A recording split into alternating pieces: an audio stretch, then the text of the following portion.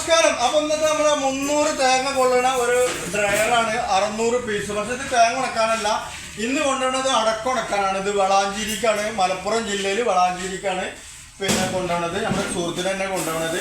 ഏകദേശം നമ്മൾ മറ്റുള്ള വീഡിയോസിലൊക്കെ പറഞ്ഞ പോലെ 300 തേങ്ങ കൊള്ളും, 600 പീസാണ്. ട്രേ ഇതിലിപ്പോൾ വെച്ചിട്ടില്ല. ഇതിൽ ഏകദേശം 5 ഫാനാണ് 300 ഡ്രയറിന് ചെയ്യുന്നത്. ഇതിൽ അടക്കുണക്കാനാണ്.